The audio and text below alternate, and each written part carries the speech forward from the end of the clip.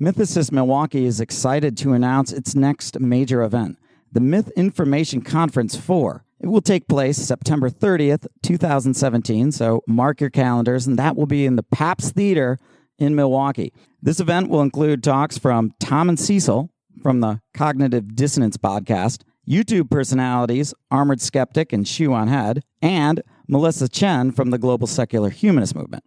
We will also hold a debate between Faisal Saeed Al-Muhtar and Azra Normani, moderated by Matt Dillahunty. The topic is yet to be determined, but you got to believe that it's going to have something to do with Islam. The night will conclude with the long-awaited premiere of the Batman and Jesus movie. We are treating this as a red carpet event. Special guests will include Richard Carrier, Arn Ra, Allie Jackson, No Illusions, Eli Bosnick, Seth Andrews, comedian Paul Provenza, and Bryce Blankenagel. Tickets are on sale now at mythicistmilwaukee.com. Buy your tickets early, please. This will help us. We really hope to see you there. This is going to be an awesome event.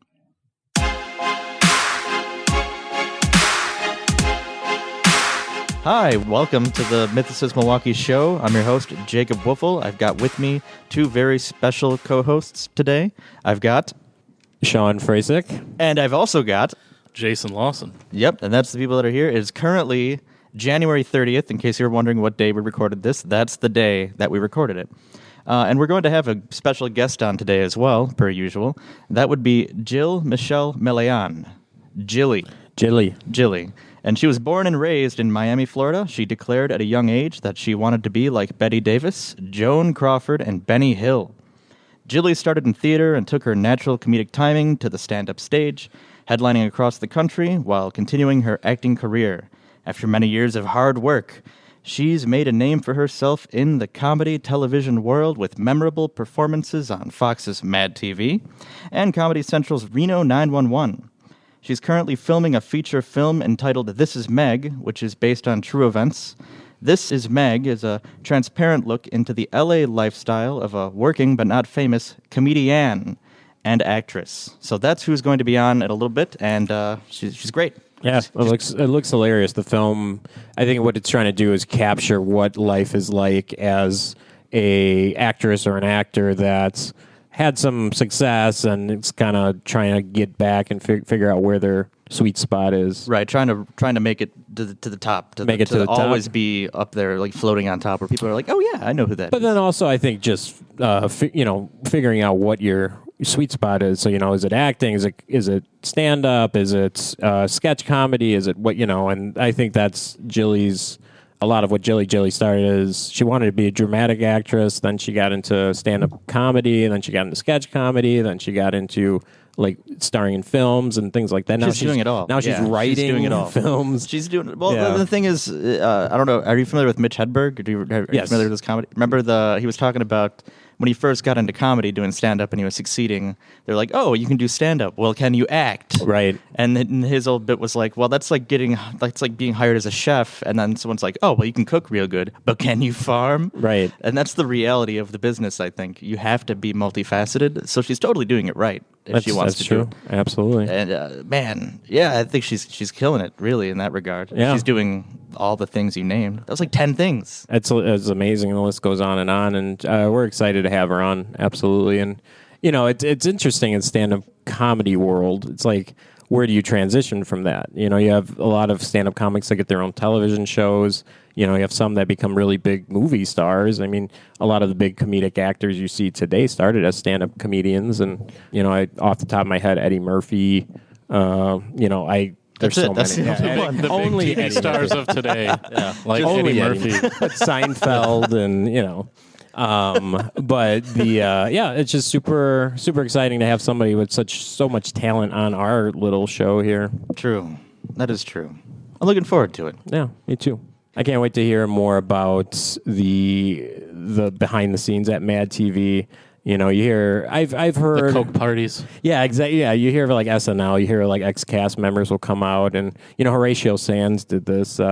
He came out and he started spreading some dirt about people that the cast members, like the Coke parties, like Jason was saying, and all the shit talk that happens, and all the competitiveness that's there. Really excited to hear more about the back, and a lot of those people are on MadTV. Key and Peele.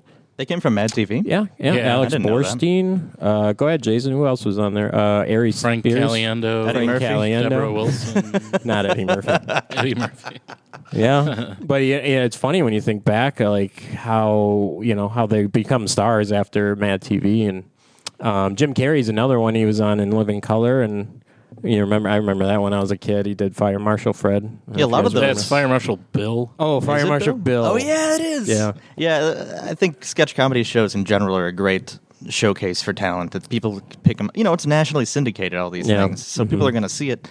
And then they're like, "Oh, this person has talent. Yeah, I'm going to and go then ahead they and hire him transition. for my thing that I'm working on." Yeah, and comedy's hard. I mean, Jake, you're a comedian. Nope, it's it's so easy. No, I'm not a comedian. No? I'm a guy Well- who occasionally does comedy stuff. Okay. I do some little bit of sketch stuff over here on this point, like this part. Yeah. I've gone to open mics, so I know the general feeling of how bad it feels to be a stand-up comedian. Yeah. It's bad. It's not fun at all. And acting, non-sketch acting, is a whole different beast. Yeah, like scripted. Yeah, well, sketch is scripted as well, Oh, it's true. but like film acting is a different beast altogether. Yeah. Because you have like a 5-minute sketch. It's like you're a wacky character. You're gonna do the thing that they want you to Right. do. And then a film is, oh, okay, I got to memorize, just poring over pages and pages of script and trying to get into character. Yeah. Well, I think that's why This Is Meg is interesting. We kind of talked about it before the show, but it's scripted, but it's a lot of it's freestyling. Yeah, retroscripting. Yeah, That's retroscripting. the thing it's called. That's what Deadpool was too, right? With I don't know if Deadpool was. T.J. Miller and It might have been. I always think of Christopher Guest, all of those movies, the Waiting for Guffman and Best in Show. Okay. This is Spinal Tap. Yeah, What's all Spinal of Tap? those That movies. was That's it? Christopher Guest. It's all the Harry Shearer from The Simpsons. And I So need to all watch of it that, again. they kind of just have an outline of what their character is and what the things that they're going to hit on, but Yeah. they're free to just... Judd Apatow does that a lot, right? Like Yeah, yeah. Anchorman. All the Anchormans are kind of that way, and you just have those comedians up there spitballing the jokes and. That's You have to have This a lot is- of faith in the people you're working with. This if you is have to do 40. that. Yeah, That's why they absolutely. have strong improvisers doing it. Like they bring strong improvisers in to do these retroscripted things, like Rick and Morty. Even I know I've brought it up before. Yeah. that's like Dan Harmon I and am. James Roiland. I'm in love with Rick and Morty right now. You've been I'll watching tell it? you guys that. Yes. I am a big fan. Me too. And I would love to get the creator on the show, but he's having a hard time even getting From season Wisconsin. 3. Is he really? Dan Harmon is. Dan not- Harmon. Dan Is, Harmon. They're co-creators. I mean, it's just as much Roiland show. Yeah. Chris Parnell. Yeah. That's how do you get him for that? That's fantastic. I Yeah. mean, he does such a great job on that. That's he's that perfect voice for that character. Was it Jerry? Jerry. Jerry. Jerry. Yeah. Yeah, it's a perfect voice. Parnell. That's But- Parnell. I That's never even Parnell. know. Yeah. I never even. He thought also about does the Cyril Figgis in Archer. It. I never watched Archer. Oh, he that's does, great. huh? Yeah. I heard it's Yeah. great. Yeah, John H. Benjamin. They said Is that they originally H. John. H. John Benjamin. I love him He too. was Coach McGurk from Home Movies, which is Really? yeah. That was yeah, Parnell? that's right. No, that's H. Oh, John okay, I was about to Benjamin. say, We moved yeah, on. Benjamin, I know, but Yeah. back to Parnell for a sec with Jerry. This we can put back on. This is okay now. They were originally going to have Jerry be a more serious character who actually had pride. Yeah. But then Parnell did his voice, and they were like, "Nope, we're changing this character to reflect the voice you're doing because it's hilarious to make him pitiful." That is hilarious, and that's the best way to do it. It is, yeah. Work with the talent you have and Yeah. make it better for it. Yeah. Oh, it's delicious. Special guest, we got Antonio coming on in. Welcome to the podcast. Hola. Oh man, breaking out the different languages. I don't know how to deal with this. I could say hello back, or I could say hola. I could say como está. Me gustan tacos. You're like, oh man, see, this is why we don't let you do anything. So you're pretty excited to talk to someone like Jill-Michele Meleán that's gone to L.A. and did the experience and is making the big movies as an actor Yeah. and a comedian. Yeah. It'll be interesting to see what she has to say. Hey, Well, welcome to the show, Jilly. It's good to have you on. How's it Well, going thank over you there? guys so much. What's life like over there on your side of the? I mean, it's on the same side of the pond. It's just further away from the pond, or closer, depending on how you look at it.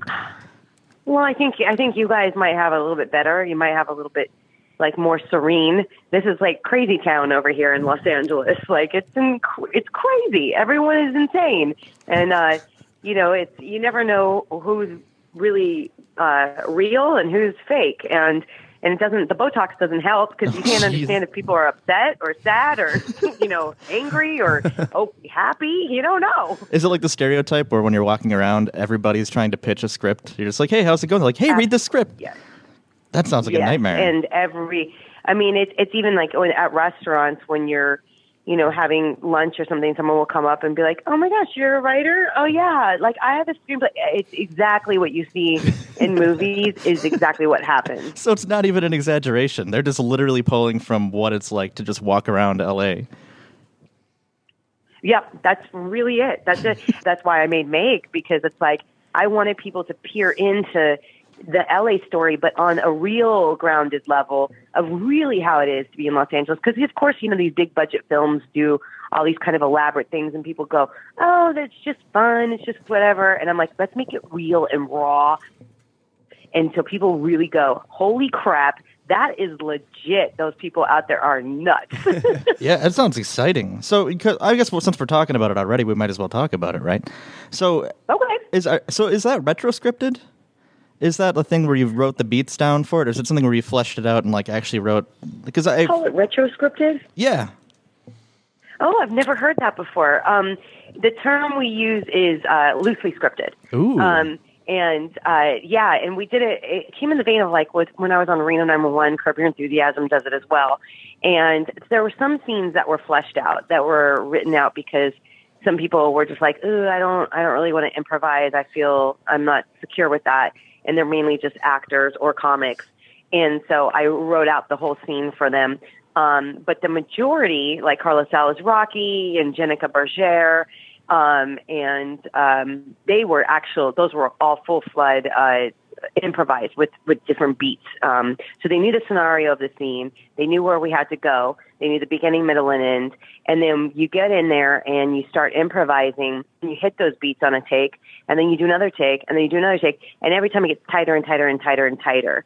So it actually is beneficial in the editing room. However, when you're improvising, you have to have, what I learned on this set, you have to have multiple cameras, because if one take is a little off and you got to cut to another one, it kills you in the editing room. You're just like, oh my God, because nothing is identical.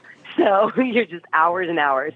But, fortunately, I worked with all my friends that are such pros that it was really it's kind of like you had to pinch myself every day to go, I'm on set. I'm making a movie. This is amazing. That does sound amazing. That is awesome. Wow. How much direction do you have for, this is Meg, how much power do you have in the direction of the show? How much power? It was a lot, because it was a unique situation because they are my friends. So, and I wrote it with them in mind because the story is based on my life. It's we'll do it loosely based on my life. We'll put it that way. And just like stand up, how we take a bunch of, all these different dates and then put them into one. It's that kind of thing. And so when I called each individual, I said to them, okay, I'm going to be writing the script, and, if I'm going to write this character for you, and I explained what the character was, and I said, so if I write this, will you show up for $2? Pretty much, and they were like, absolutely. So I had that perspective going in and writing it just for them. So then when it came time to the set, I did work a lot directly with the actors. So I don't want to take anything away from the director, but this was a unique situation. Wow. Well, I mean, just like everybody else in California that just has immense talent and they just give you amazing scripts everywhere you go, I will also be in your movie for $2 if you request. Well, thank you. I will take you up on that.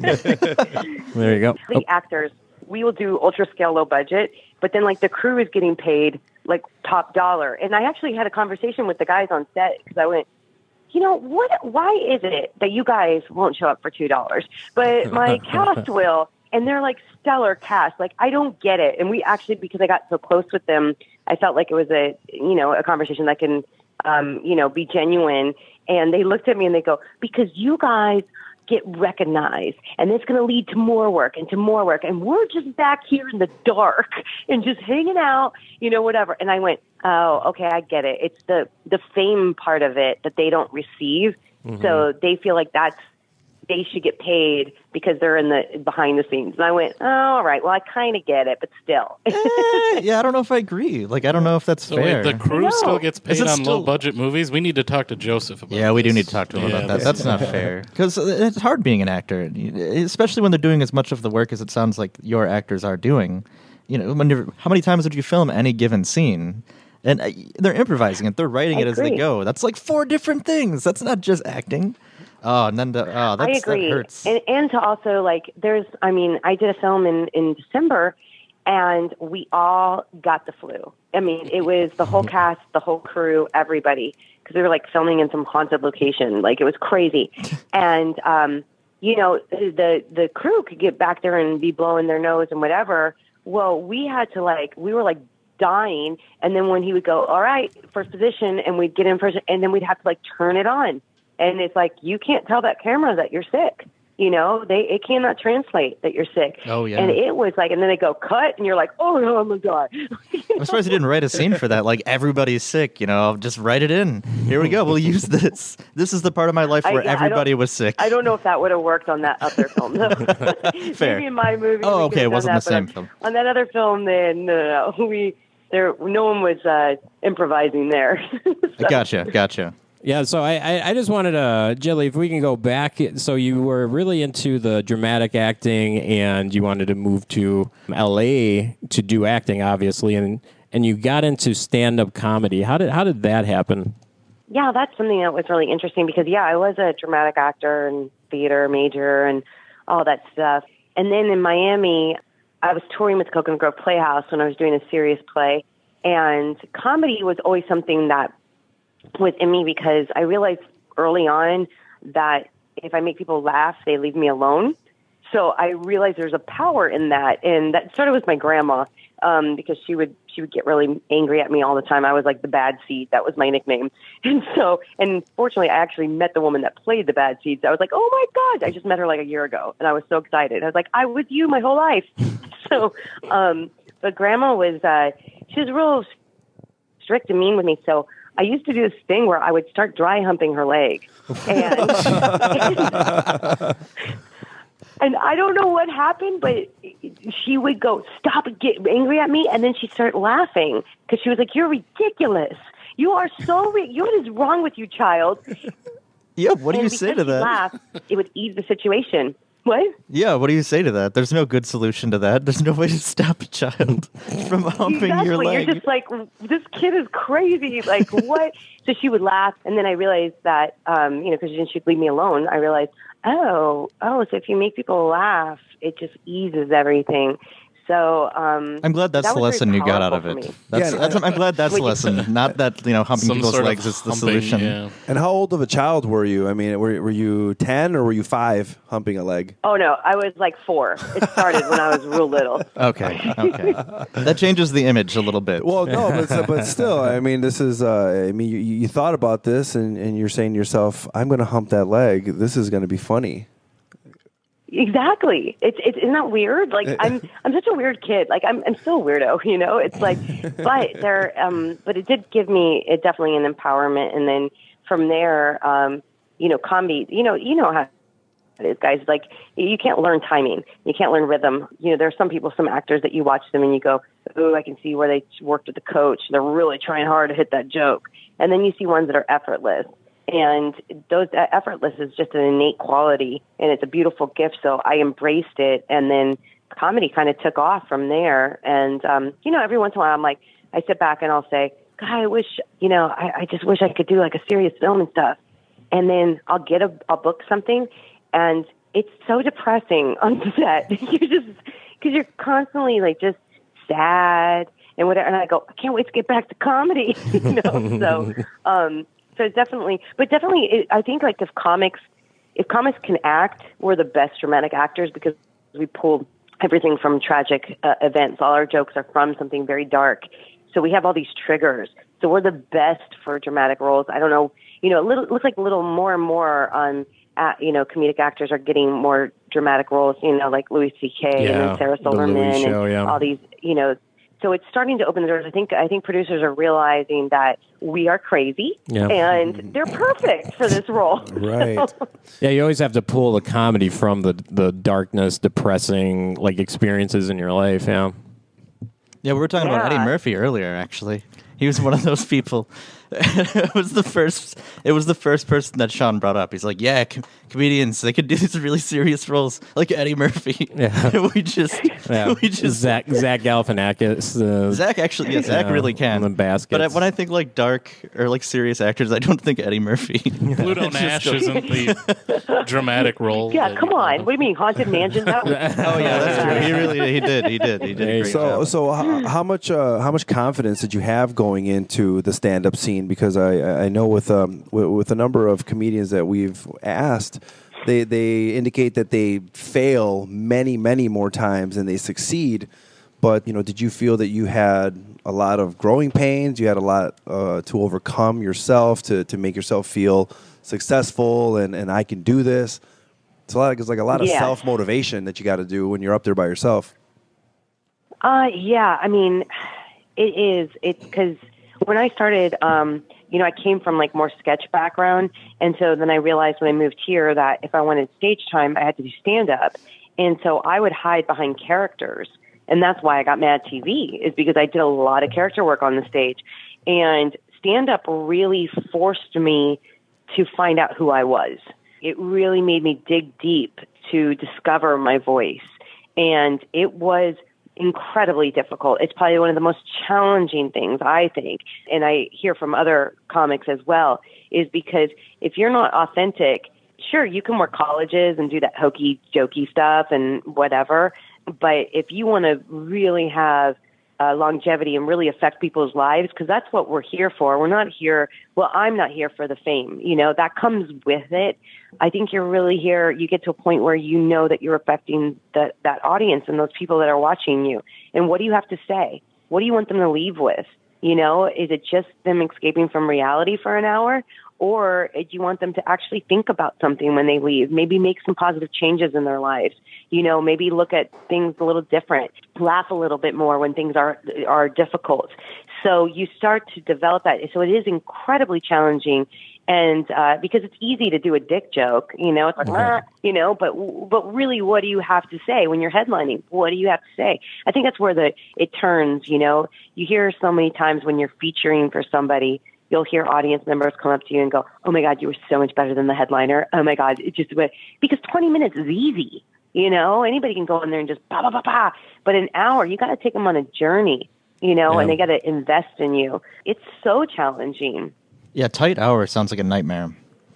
Like a real tight set sounds like an absolute nightmare. Yeah, because a lot of people can't even do 5. That's what I'm going through right now, you guys. I'm totally going through that. Like putting the hour together and seeing where the arc is, seeing like really make it tight, not talking to the audience. It's killing me. I'm oh my God. So just so everyone knows, so you have an hour special coming up, correct? Correct. February 9th, I'm taping. It's the Hollywood Improv, 7:30 show and 9:30 show. And the reason I picked the Improv, and I actually picked the Lab, which is next to it, is I started there 17 years ago. And after watching like a bunch of specials and seeing like, what do I want? Because I had a big deal for a long time that actually fell through. And it was really hard on me. And after doing This Is Meg, the feature, and producing and writing and starring in it and getting, this wonderful festival recognition and the things that are coming out of it, Lana Turner actually turned to me and goes, "You did a feature. Why don't you produce your special?" And I went, you're right. So, because, and this is something in the future that I would like to do for other comics, because the ones that are kind of, stuck in the middle, we're not YouTube stars or Vine stars, and we're not super duper famous or with this huge management companies. They kind of get lost in the middle, and they're great comics. I mean, amazing comics. And it's like, you need somebody to be that person that's going to produce these kind of specials for these awesome comics. So I looked at Louis C.K.'s, I looked at Sarah Silverman, their last ones, and I went, I love how intimate they are. Louis did it at the Comedy Store, and Sarah did it at Largo, and I said, it brings kind of that rawness, that more of a connection feel as opposed to a theater. how you have to reach out to that last row. And because the theater for me is easier, because that's where I come from, that background. And so a more intimate setting is actually more challenging. So I picked the lab. Got 2 shows. Everyone can email me if they want to come. The room's paid for everyone supporting. They kind of comped in. And, so fly from Milwaukee. Come on down. We'd love to go. Is there any way that anybody outside of the live performance can see this? Will this be on Netflix? Yeah, so what we're going to do, because we're privately producing it, then what we'll do is we have an in-house distribution so that we're going to be able to either go to Netflix or Hulu or whoever is the one that, gives us the best deal. And then I'll be able to let everybody know, and then you'll be able to watch it there, or even do a limited release on iTunes prior to that. So, just keep in touch with me. You guys, everything is going to be on my website and on social media, Jilly Online. Yeah, we'll definitely help promote. Jilly. What's that? Yeah. We'll definitely help promote it on our end as well. Yeah, I'm super excited about that. Oh, I love that. Yeah, Thank you. I'm a lifelong stand-up comic fan. That's why I think we've been so lucky to get Paul Provenza, Lana Turner, Willie Barcena, now Jilly. I mean, it's really so cool to have all you guys on. And I've noticed, I don't know, Comedy Central always kind of led the way in the past, but it kind of, to me, this could just be me. I could be way off base, but Netflix is kind of reviving stand-up comedy. Has anyone else noticed that? I agree. What do you guys? Do you guys all agree too? I do. I think so. Yeah, I think so. That's where I'm finding my comedy now. I love it. I think it's easier too to have it on demand like that. Yeah. Rather than you have to catch it on this day and it's edited and there's commercials and that's it ruins everything about it. Right. It's like it totally kills the rhythm too. Commercials definitely kills the rhythm because it's such a precise art form of like, here's exactly how I want to say this, and then right after that there's another part that's very important, but no, we have to cut for 10 minutes because we need to sell soap. Exactly, because you need to watch this Kotex commercial. Right. No, it's super exciting. I can't wait to see that. I'm definitely going to check it out. I'd love to get to LA to be there live. But I have like a million questions for you for MadTV. We don't have enough time at all. But how did you get involved with MadTV? Like, what was that transition, and what was the environment like working with MadTV? I got there because stand-up, actually. That I was doing, remember I was saying, like, I was doing, like, all that character-y kind of stand-up because I had no voice for myself. Like, I was like, who am I? So I was always, like, doing, like, and this is my mom, and, blah, blah, blah. And then, like, impressions and things like that. And then MadTV saw me doing stand-up, and then they called me in, and then I didn't get it.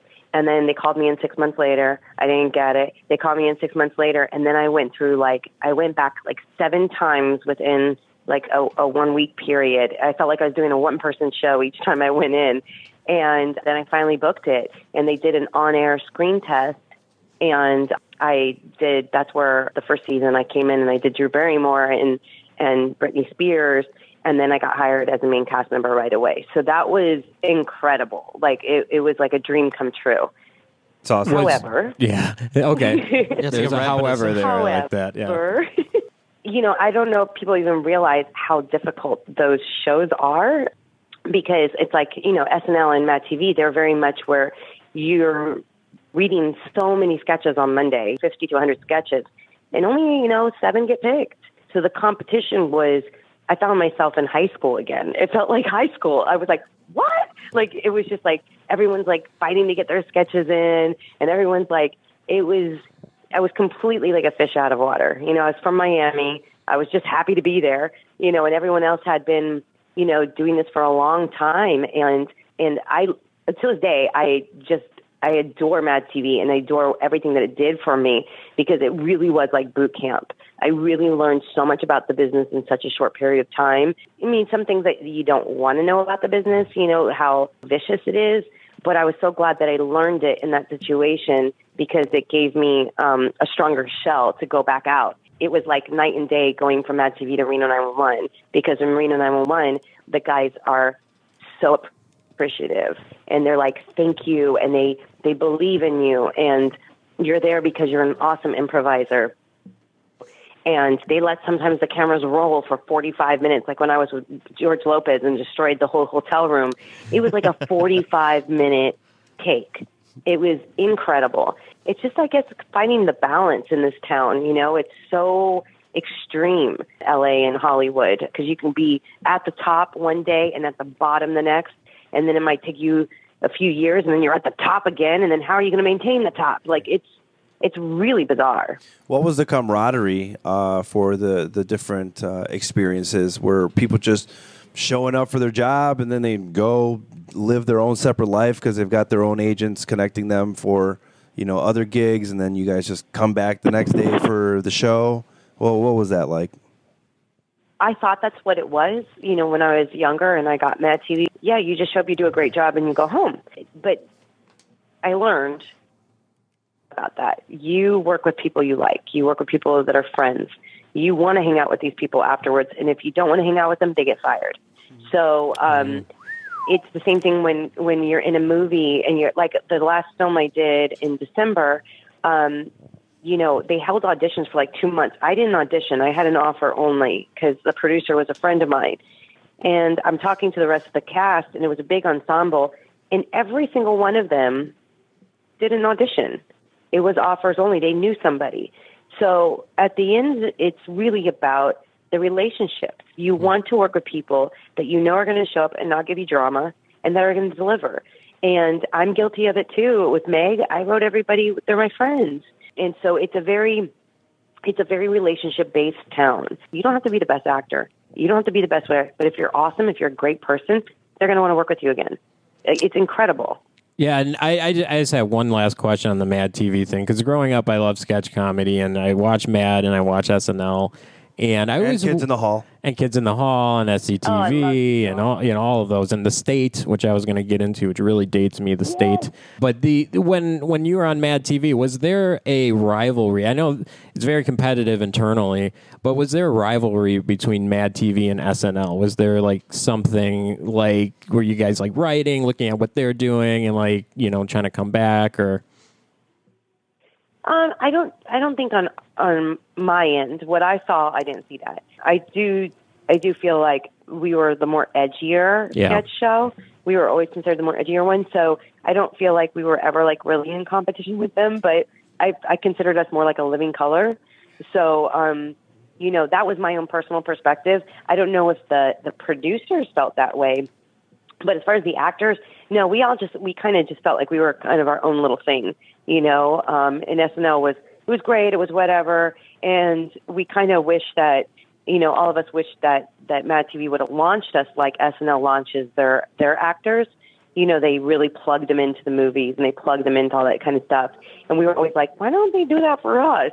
That was the only thing, I think, the factor that was missing with us. And also, too, I know that, Mad had a set of writers, and you'd have to go in and pitch characters and do a show for the writers, and they would write it. And it wasn't until later on is when you could actually start writing your own things, where SNL, you have to produce each sketch yourself or else you're out. And I love that more because you're more hands-on. So there's difference in that way, but I don't know about rivalry. I didn't get that sense from me. I'm sorry, this interview is not very funny. It doesn't have to be. No, this not is at all. Great. I've always wanted to know that my entire life. This is interesting. Yeah, because I always saw him. I watch both of them, and I'd kind of see. Mad definitely was way more edgier at the time, and but I always kind of wondered, if you guys talked about each other, kind of like competitors. You could make up a story about kidnapping Will Ferrell or something. Yeah, we could. we could. That'd be great. I wish. God. Well, I think MadTV is there. I think the CW remaking MadTV. I think it would be funny to see your characters like Drew Barrymore and Jennifer Lopez and all of them where they're at right now. That'd be kind of hilarious to get the updated characters. I think so too. I think that they're really trying to find what the show is, because I don't even know. Are they coming back? I have no idea. I know CW did one season of the new MadTV, but it was not like the old MadTV. We're considered the classics now. I'm that old now. I'm a classic. So yeah, they're the new one is a little different. They had Deborah. I know Deborah because me and her are super close. Deborah Wilson. She's like my sister. She came back and she did some sketches for them, and then Mo Collins did some sketches for them, and Nicole Sullivan did, and I think Will Sasso did, because they're trying to find what they are on the CW. But I don't even know if they're going to be if they're renewed. I have no idea. This next question, I'm going to try to simplify it, but it's kind of including the two pieces: your experience writing sketches for MadTV, and then also your personal take with your stand-up. In terms of, did you ever go back to your background as a Latina, or any faith background or religious background, and in terms of your writing for MadTV?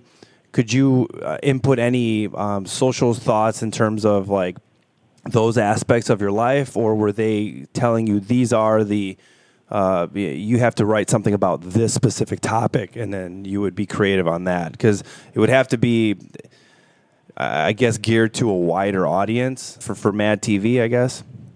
No, again, like on Mad, they really just wanted you coming in and pitching. So you would come in and like the character that's like my grandmother, and I walked in and I go, so my grandmother, she talks like this, okay?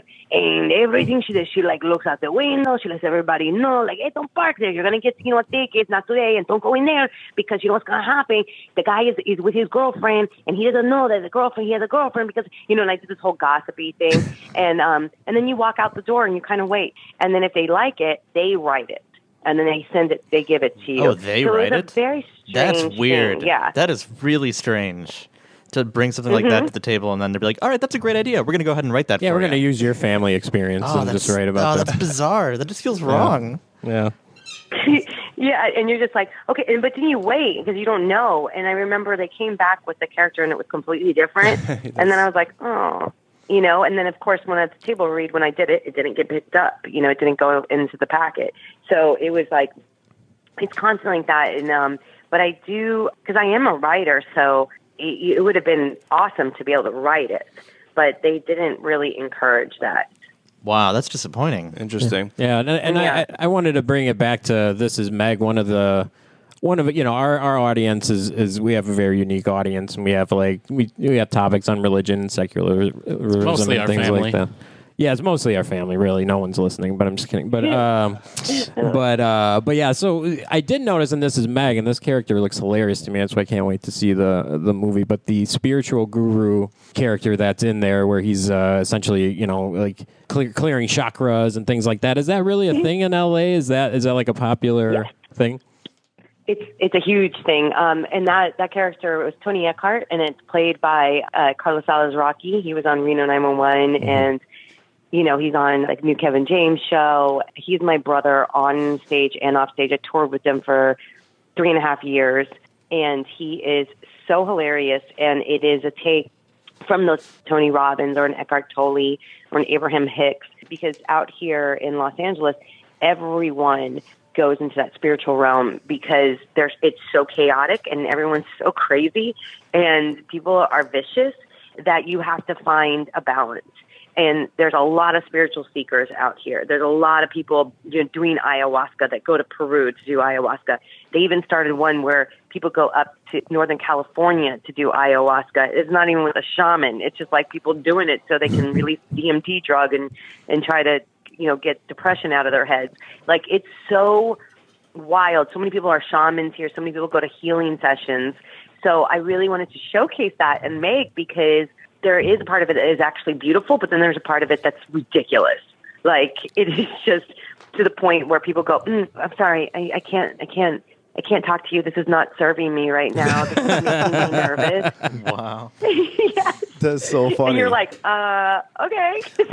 I think you're the first person to ever be able to make me understand why it is that everyone is so kind of cooped out over there in terms of like spirituality and chakras. And I mean, just the fact that she said shamans. I mean, that's very interesting. yeah. Yeah, you guys know shamans in Milwaukee? What? Not that I know of. Is that a new bar? Yeah, Shaman's Bar. If it was a bar, we'd Yeah, have you one guys for go sure. drink a pint, and that's your shaman right, Right. there. That's right. So- Helps Right. us see. Yeah, but I'm super excited to see that movie. And yeah, you had Alex Ferrari was directing it. I know you guys are real close. If you can just kind of tell us a little bit about how that happened and the micro budgets, the indie film project that you guys are working on together. I've known Alex now, I think for like 7 years, and we did a project together 7 years ago that brought us together. Larry Hankin, he was the other Kramer in Seinfeld. I don't know if you remember him, but we wrote this together and produced this little short. And he was like, hey, there's this kid, and Alex Ferrari. He's not a kid. He's older than me. But he was like, there's this kid, Alex Ferrari. And I want him to direct this. He's really good at post-production and wants to do more directing. So I was like, okay. Alex and Larry had a little bit of differences on the film. So I became like the buffer. And after the film was over, I'm still friends with both of them. They are no longer talk to each other. But Alex and I ended up, kind of like going on our own ways. But he's from Miami too, so there's a kind of like a family kind of feeling there because he's Cuban from Miami, and like when he talks, I'm like, oh my God, it's my house. I love it. I miss home. And then a few years later, I got a phone call to do Gabriel Iglesias' video with Ozymotley, and Alex Ferrari was directing it. So we like reunited again, and then we stayed in touch, kind of went on our ways, but stayed in touch. And then it wasn't until this last pilot season, because, I've been on the road for years. And then I realized, holy crap, my money was starting to go down on the road doing comedy because I needed to book another series. And because they all want, the next series, the next YouTube star, the next whatever. And so I looked at it and went, I got to go back to LA and I got to really hone in and stay there. So I came back. I did my pilot season last season, and I was up for, oh my God, everything. And I was so close on so many projects. And I was like, oh yeah, for sure. I'm like driving through Beverly Hills, like going, I'm going to buy that house. Yeah. And I was like, putting it all like, yeah, I'm putting the energy out there. I'm like, I'm going to call a shaman and get so connected. I was doing it all. And then it didn't happen. Oh. None of it happened. And it was quite devastating. And it was perfect timing. Alex called me and said, Jilly, I've got post, I've got the crew. You have your friends, and you know how to write. Let's make a movie. And I went, done. And I just went to work, and we made it happen. And so it was very therapeutic at the same time. And I really felt like, we write what we know, because that has the most heart in it. And I said, I think people would like to see what it's really like out here. And you don't have to live here to relate to the film, because it's so much about feeling stuck. It's so much about that feeling of like, you've worked so hard. Why aren't you more successful than you are? Like, when do we get to take the vacation? You're like, I've worked so damn hard. So that's like kind of where the tone of the film is. So you don't have to be in the industry to relate to this. It's just really just based in reality, which is gorgeous. Even though it's when you watch the trailer, it's crazy and it's fun. It's because life is funny. Life is full of bizarre characters. So, but the foundation of the film is incredibly grounded in reality, and I'm so proud of it. So from there, I just looked at Alex and said, let's do the special next. Let's do it. Let's piggyback off of This Is Meg, because it is so much about my life, and let's do the special. And I think that that's going to get a lot of heat behind it because they kind of complement each other. Regarding a part of your life being Hispanic, did you ever find yourself boxed in by the comedy scene? I mean, you obviously have such a unique talent where you can play so many different characters. Did you ever feel, that pressure from the industry to kind of fit this stereotype? Latina, right? Yeah. Yes, and it's even more frustrating because I don't look like what they think Hispanic looks like. I'm very European. I come from a European background, so even though my father's South American, we're French descent. So I look more European, and so they want more of the Mexican, the more of that stereotype look. So it's still to this day, that's a battle. You go in and I have to put an accent like that and put hoop earrings on, and then they're like, okay, she's Latin, and it's like, oh, well, there's Latins out there that don't look like that, or don't talk like that. It was interesting doing This Is Meg because since it is like based on true events, I had someone that I showed it to that was on a committee, and I was real excited for her to see it because I really felt like I could get into this festival and do really wonderful things. And she called me back and said, this film is great, but it's not Latin enough. And I went, what? And she said, there's no Latin theme in it. And I go, but I'm just Latin. It doesn't matter. She goes, no, but we need it to be like La Raza. It doesn't define who you are. Where are the sharks? Where are the jets? Yeah. I don't understand. Have you seen Master of None? That's the yes, I have. Yeah, Yes. so is that pretty Jesus. accurate to what it's like then? That's pretty accurate then? The kind of things he went yes, through? Yes, it is. Wow. That's unreal. No. See, that just seems unfair. Yeah. Well, we always like to ask everyone that comes on the show in the entertainment world that's in LA about the Scientology Center that's out there. Yes. And I know you're you love documentaries. You're a documentary addict. Have you seen Going Clear? Yes, I did. Yeah. So, have you? Why'd you say it like that? What- The way you said it. She's excited to talk about it. Yeah? Yeah. You fired up? Let's do Because it. it was Yeah, well- hilarious. Yeah, It well, was. we actually have Ron Miscavige, David Miscavige's father, in studio next week. So we'll send you that link. I think you'll be interested in hearing Oh my his God, story. yes. Yeah, and Leah Remini is like on fire right now with this whole thing. But yeah, have you had any experiences with the Scientology Center or Scientologists coming up to you? Yeah, I mean, you guys, even if you flew here and walked down Hollywood Boulevard, they get you in with this thing called the stress test. Yes. They set it up on the street, and they're like, "Hey, do you feel stressed?" And of course, everyone's going to say yes. Right. It's evolved from the personality test to the stress test over the years. Interesting. It used to be Yes. it used to be a personality test, and they've changed it. Yeah. Are you stressed? Yes. Are you stressed? No. Of course. I don't feel feelings. Yeah, and they do this stress test with you, and then they just bring you in and go, "Listen, we could help you, blah blah blah," and then they give you the pamphlet, they invite you, and then there's this whole other thing where it's a celebrity center. Oh my God, that's crazy. That's special invite only, and they do huge events. And look, I'm not to say any religion or any organized whatever thing is wrong. I'm not there to judge anybody. We'll You do can't that say it, for though. you. Yeah, we'll do it. we'll- We can do it on your behalf. Okay, you guys can do it on my behalf. Okay. But what I will say is when you start saying someone else is wrong, that's when I go, ooh, I don't like that. So, because I even joke around to my friends and I go, look, if that guy's a Satanist, but he's a lovely person and he gives back to society, what's me to complain about? Like, I Right. don't know. Right. But That's literally the Scientology. Satanic Temple. They're giving science classes to kids after school.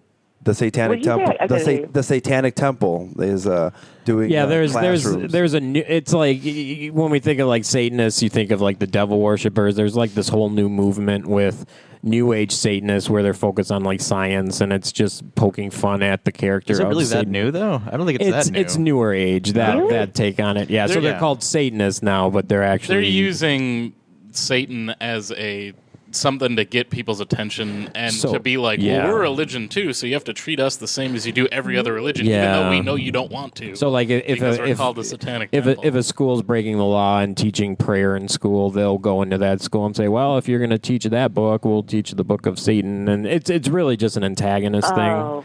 Yeah, sorry. right, it's just to get them to they're ball busters. Yeah, exactly. pretty much, Exactly. They're exactly. just pro separation of church and state, Yeah, basically. yeah. So that you'll probably hear more about that. That's seems to be gaining some ground. But sorry to interrupt you on that. I will totally Google that. I love stuff like this. It's crazy. I love Yeah. it. I'm gonna be like, hey, so you guys know about this new religion called Satanism?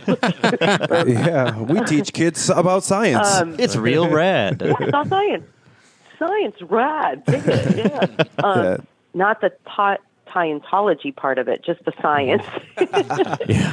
There is very little science in Scientology. That's what we've come to find. But yeah, so it was interesting. Science fiction. Science fiction for sure, absolutely. But yeah, Hey, Ron, but did you guys notice on Going Clear, though, how it starts, how they talk to them, is actually very much like Buddhism, how they Yeah. talk to the people. And then it's once they get to, like, the next level is when it gets wacky with the, like, the aliens and Yeah, the, Xenu. all that weird stuff. Once Yeah. you're invested in It's like that sunk cost fallacy Yeah. at work. Yeah, it's Half like, a oh, I million already put all dollars. this much money in. Half a now million there's this dollars crazy in, stuff, yeah. but I will say not I so never, crazy now. Yeah, I never took that perspective.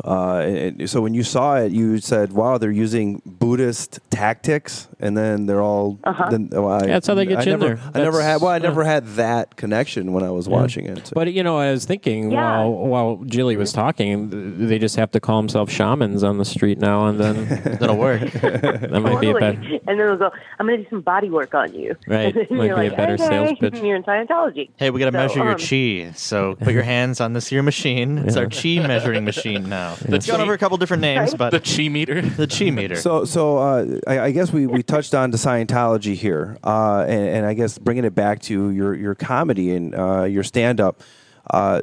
Some people find certain types of comedy cheap comedy. Did you ever find comedy on religion to be somewhat cheap, or it just wasn't in your wheelhouse, or how did you feel about that in terms of comedic sense? Well, I think Bill Maher's genius at it. And it's a very touchy subject. I do have a Jesus bit that I do in my stand-up, but it's very, it comes from, I had to find it. When I first started doing it, people were like, ooh. And I was like, why is this hilarious? And I'm like, what is wrong with them? And then I realized that I had to preference it, that the fact that I was in a private school my whole life. And then that way it gave me, I guess, legitimacy to talk about it. And then when I did, they saw it from my perspective of being in a private school my whole life, staring at the cross my whole life, staring at Jesus all my life, how I could have a crush on Jesus because I had to stare at him forever, and how I compare everyone to He's in good every guy shape. I gave love Jesus, his abs. Yeah, without context, I could see why people would take that the wrong way. But once you provide the correct context, then it's like, oh, this is funny. Oh, I'm they not depict offended. him. Right. I mean, it's not like they're not trying to make him look hot. Well, Let's he's be super honest. sexy. When they're, I mean, let's not lie about Jesus. I mean, his abs are amazing. I know his Come abs on. are incredible. Yeah, that's funny. I'm Yeah, jealous of Jesus' abs. But you definitely don't shy away from politics. You have your show on YouTube, and it's also on, I saw it on Funny or Die, but the Stop It show that with your co-host Sean Polofsky. Very She's funny. great. You guys have to have her on your show. Oh, too. we would You love her. we would love to have phenomenal. her on. She's hilarious. And what you guys do with the GOP debates, I thought that was absolutely hilarious. Oh, thank you. Yeah, it was kind of that thing where we looked at each other and we're like, we just need an outlet to get some of the stuff out. And it's like, we don't even worry about the production quality. We're like, it's YouTube, whatever. Now all the production quality on YouTube is like stellar. We're like, oh, sorry, but it was really just fun for us to get these jokes out about just daily topics. And I'm like, just stop it, people, stop it. And so, yeah, I didn't shy away from politics. Stand up, I do, just because, you have to really have that, get into it, like we were saying earlier, like bring that context first, and then you get into it. Mm-hmm. And I really don't want to spend so much time on it when I'm on stage, because it actually does really bother me. Did you think when you were doing those GOP cuts, did it ever occur to you that Trump would be the president of the United States? No. Me neither. Absolutely I still not. can't believe it. Oh, I still don't believe it. No. It's only, day 11? Yeah, well, I was going to say, before Stop It now, you guys have just a ton of material you can do over the last 11 days here. Jeez. We can, and it's interesting because, Sean keeps reaching out to me. We're so busy. Mm-hmm. That's the only reason why we're not doing more. I'm just like, I'm going from project to project now, and I'm like, Shawnee, I don't have the time. And she's super busy too. She travels a lot for stand-up. We just need to find the time, and we've already written so many things, like ready to just shoot and get out. But it's just finding that time to get together to make it happen. We're kind of running out of time. We got 6 minutes. We know you're extremely busy. I wanted to make sure that the audience knows where to get This Is Meg when it is released and how that's going to work. Go to thisismeg.com. We'll do all the updates there. So you can see everything on there right now. You can see the trailer. You can see the cast. You can see, new news, whatever. You can see more Tony Heckart videos. So if you guys want some spiritual awakening, go ahead and you can click on. There's more Tony Heckart. Finally. Carlos is so funny. So you guys, funny. Yeah. When he was doing Tony, I actually went, I would follow you. I would be one of your followers because you actually make sense. Even though how ridiculous your analogies are, it makes sense. I mean, it's so funny. He's brilliant. Now, you said you like documentaries. Have you ever seen The Guru, I believe it is? Oh, yeah, The Guru.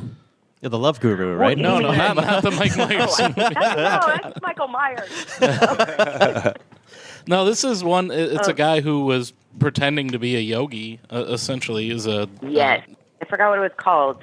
Because I guess, the other day, it's so weird you brought that up because Carlos was Rocky Tonight for the trailer, and then I wrote him back, oh my God, I saw this 2 years ago, and I really love this. I thought it was brilliant that guy did that. It just showed you that it is about just love. And when you love and you're giving love, people are attracted to that. It's a gravitational pull, and you can have these massive amount of followers. Also, it's love and fear, if you've noticed that. Because look at Trump and the fear base that he's done. Mm-hmm. And Hitler did the same thing with fear base. These are the two strongest forms in life, is love and fear. And you can get a huge, massive following with each of them. And you just have to be active in it. And when I watched that Guru documentary, I was like, this is brilliant. And the things that he was doing and saying were beautiful. And I could see and it was so awesome when the people got mad when they found out. The ones that got mad, I was like, oh my God.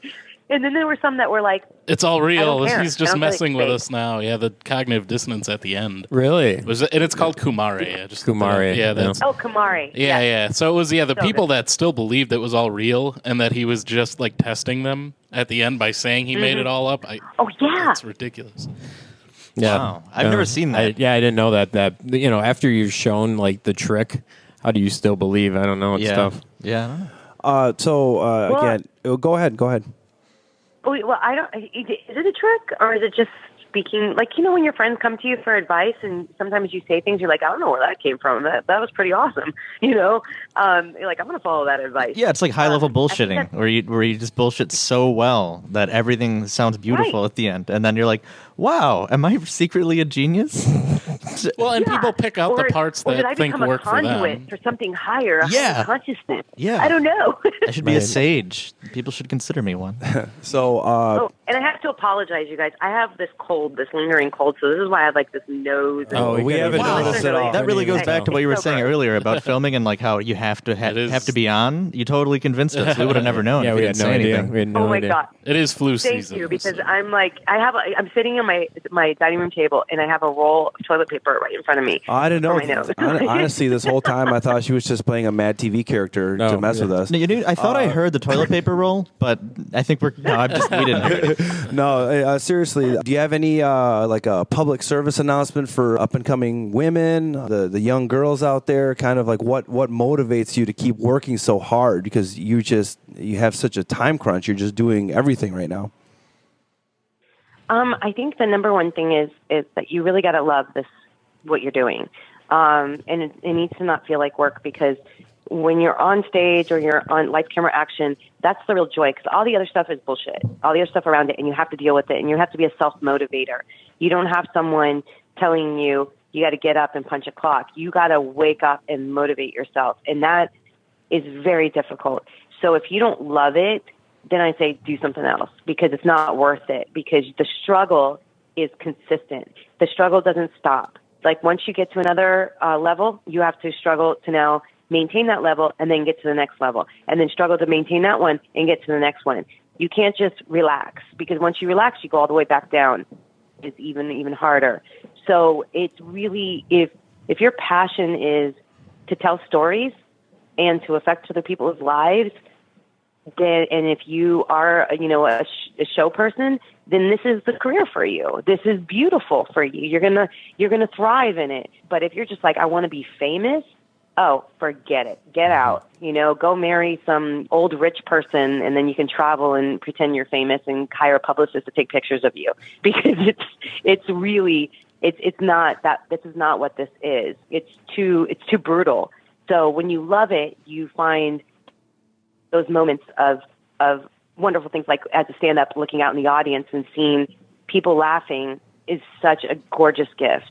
The gift of laughter and letting people feel something and elevate their vibration. It's so freeing. And as an actress, having people write you and say, I watched you in this film, and you affected me in this way, or, oh my God, we were on the couch laughing for hours. Those are the things that keep you going. I'm so that's what I excited. think. You got to just love it. Yeah. So excited for This Is Meg. I have a feeling like Yeah. you're going to include a lot of this into it. And my last question on This Is Meg, and maybe for the interview, is after This Is Meg gets super famous and the team makes millions and you guys can open up all the opportunities that you guys want to do, what's your dream project? What's the one thing you're like, yeah, that's what I want to do, and who's involved in that? Oh, my dream project would do like an Avengers film, like just do a superhero film, like just badass but funny, and I can't wait for the day when the industry gives me $260 million to make a film, because it's going to be amazing, because I know how to make a film awesome for $100,000. You can't even imagine, what I can do with that kind of money.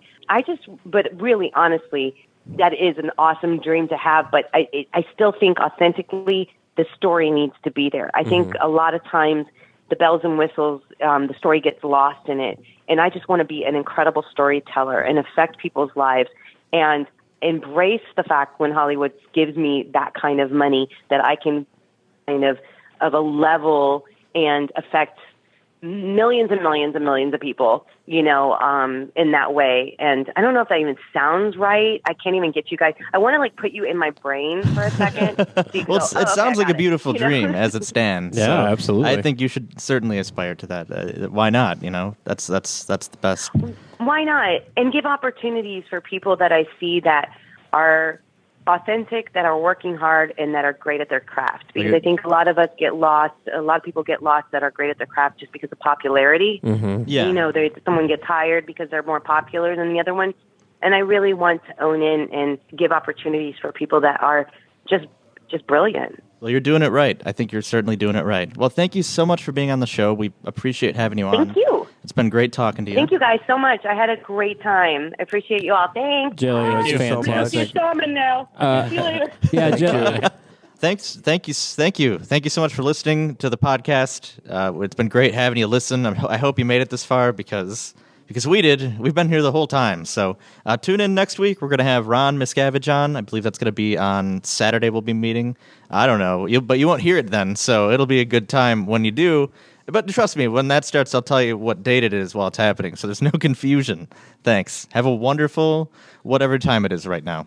Bye. Thank you for listening to the Mythicist Milwaukee Show. The Mythicist Milwaukee Show is brought to you by Mythicist Milwaukee. Producer Sean Frasick, Associate Producer Fritz Blandone, Engineer Jason Lawson, and hosts Brian Edward and Jacob Wolfel. Every week we produce a new broadcast that sheds light on religion, secularism, and mythology. If you enjoy this show, please support us on Patreon at patreon.com/mythicist. Closing theme, written and performed by Shelley Siegel. There was a time when everyone believed Helios in the sun, Poseidon in the sea, Athena's wisdom, beauty, and Hades underneath, Isis of fertility, and ether to breathe. They all lie at rest, and who will be the next to die?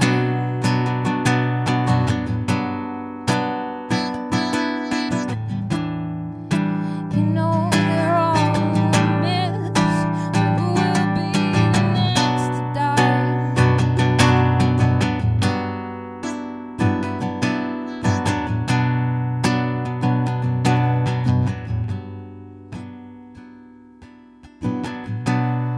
There was a time when everyone believed Helios in the sun, Poseidon in the sea,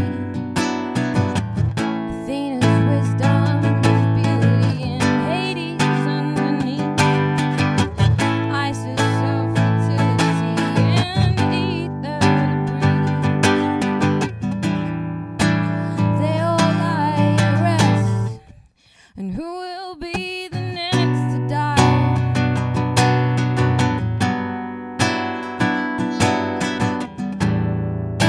They are all myths, or who will be the next to die?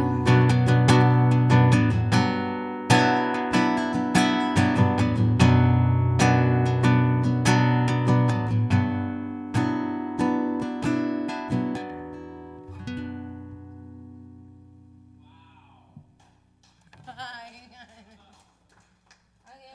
got it.